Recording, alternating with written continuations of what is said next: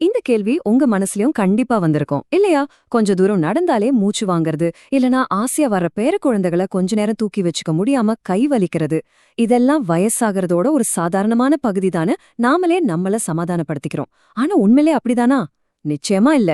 இதுக்கு பின்னாடி ஒரு முக்கியமான அறிவியல் காரணம் இருக்கு. நல்ல விஷயம் என்னன்னா, அத நம்மால மாத்தவும் முடியும். சரி, அந்த காரணம் என்னன்னு தான் இப்போ நாம தெரிஞ்சுக்க போறோம். நாம உணர்ற இந்த பலவீனத்துக்கு பின்னாடி ஏதோ வயசாயிடுச்சுங்கிற ஒரு பொதுவான காரணம் இல்ல. அதுக்குன்னு ஒரு குறிப்பிட்ட மருத்துவ பெயர் இருக்கு. அது என்னன்னு நாம சரியா புரிஞ்சுக்கிட்டாலே போதும், பாதி பிரச்சனை தீர்ந்த மாதிரி தான். வாங்க பார்க்கலாம். இப்போ இந்த அறிகுறிகளை கொஞ்சம் பாருங்க.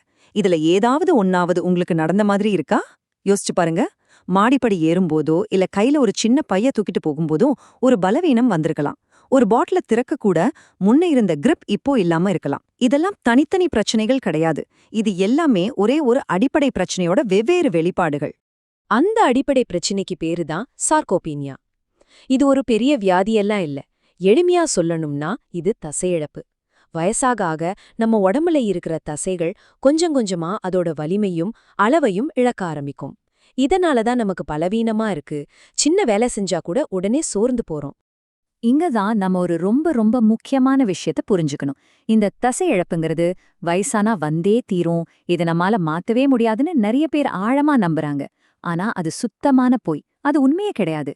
சரியான உணவு, சரியான பழக்க வழக்கங்கள் மூலமா இந்த நிலைய மாத்தி இழந்த பலத்தை நம்மால நிச்சயமா திரும்பவும் பெற முடியும். அப்போ அதுக்கான தீர்வு என்ன? எங்கேயோ தேட வேண்டியதில்ல. ஆச்சரியப்பட மாதிரி அந்த தீர்வு நம்ம வீட்டுக்கு பக்கத்திலேயே, நம்ம சமையலறையிலேயே இருக்கு. இது ஒரு இயற்கையான, ரொம்ப எளிதா கிடைக்கக்கூடிய, ஆனா பலரும் இதோட உண்மையான சக்திய கவனிக்க தவற ஒரு அற்புதமான தீர்வு. இந்த கேள்விய கொஞ்சம் யோசிச்சு பாருங்களேன். 5 முட்டையில இருக்கிற மொத்த புரோட்டீன் சத்தையும் ஒரே ஒரு கீரை வகையால கொடுக்க முடியும்னா அது எவ்ளோ சக்தி வாய்ந்ததா இருக்கும்? அது என்ன கீரையா இருக்கும்னு நினைக்கிறீங்க? ஆமாங்க, அது வேற எதுவும் இல்ல. நம்ம எல்லாருக்கும் நல்லா தெரிஞ்ச, நம்ம ஊர்ல சுலபமா கிடைக்கிற முருங்கைக்கீரை தான். இத நம்ம சாதாரணமா நினைக்கலாம். ஆனா அதோட சக்தி உண்மையிலே அளப்பரியது. இது வெறும் கீரை இல்ல. இது நம்ம உடம்போட தசைகளை மீண்டும் வலுவா கட்டி எழுப்ப தேவையான ஒரு ஊட்டச்சத்து புதையல்னே சொல்லலாம்.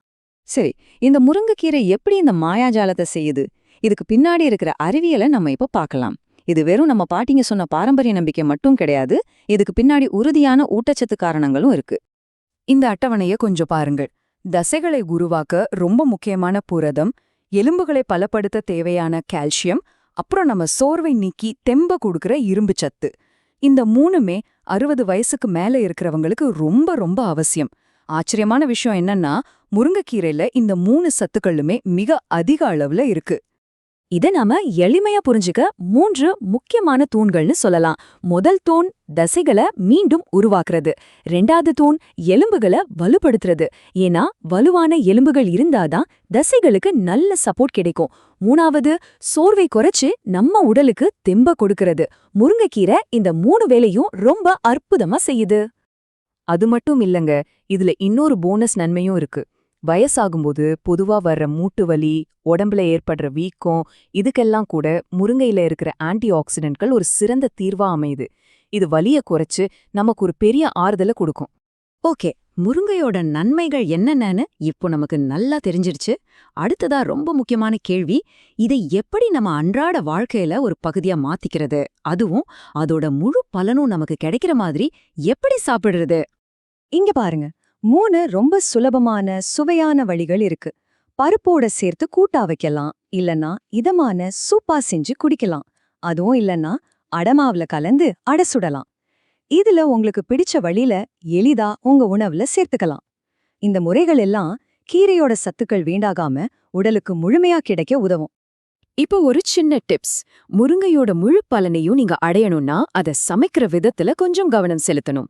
அதோட பருப்பு சேர்க்கும்போது புரோட்டீன் அதிகமாகும். பூண்டு சேர்க்கும்போது ரத்த ஓட்டம் சீராகும். கொஞ்சமா நெய் சேர்த்து சமைச்சா அதுல இருக்கிற சத்துக்கள் உடம்புல நல்லா சேரும். அதே நேரத்துல கீரைய ரொம்ப நேரம் வேக வைக்கிறதையோ எண்ணெயில பொரிக்கிறதையும் கண்டிப்பா தவிர்த்திடணும். இங்கதான் பலரும் கவனிக்க தவற ஒரு முக்கியமான ரகசியம் இருக்கு. முருங்கைக்கீரை சாப்பிட்டா மட்டும் போதாது, அதோட சேர்த்து தினமும் ஒரு 20 நிமிஷம் நடைப்பயிற்சி மாதிரி சின்னதா உடற்பயிற்சி செய்யும்பொழுது அதோட பலன்கள் பல மடங்கு அதிகரிக்கும். ஞாபகம் வச்சுக்கோங்க, உணவும் உடற்பயிற்சியும் ஒன்னா சேரும்போதுதான் உண்மையான மாற்றம் நடக்கும். நாம இப்போ இந்த விளக்கத்தோட நிறைவு பகுதிக்கு வந்துட்டோம். ஒன்னு மட்டும் நல்லா புரிஞ்சுக்கோங்க, 60 வயசுங்கிறது நம்ம வாழ்க்கையோட சரிவுக்கான ஆரம்பம் கிடையாது. அது உங்க ஆரோக்கியத்தை புதுசா மீட்டெடுக்கிறதுக்கான ஒரு புதிய தொடக்கமா இருக்க முடியும். இந்த வரியோட ஆழத்தை பாருங்க. நம்ம உடம்பு நம்மள ஒருபோதும் கைவிடாது. அது எப்பவும் வேலை செய்ய தயாராதான் இருக்கு. அதுக்கு தேவை சரியான ஊட்டச்சத்து மட்டும்தான். ஒரு வண்டிக்கே சரியான பெட்ரோல் போட்டா அது எப்படி நல்லா ஓடுமோ, அதே மாதிரி நம்ம உடலுக்கு சரியான உணவை கொடுத்தா அது மீண்டும் புத்துயிர் பெற்று நல்ல இயங்கும்.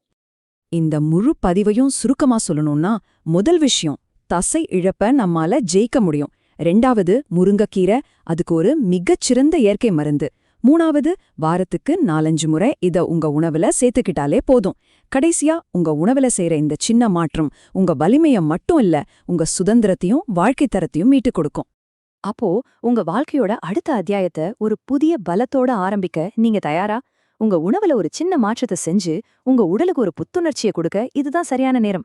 இழந்த சக்தியை மீட்டு ஒவ்வொரு நாளையும் முழுமையா சந்தோஷமா வாழ நீங்க தயாரா? யோசிச்சு பாருங்க.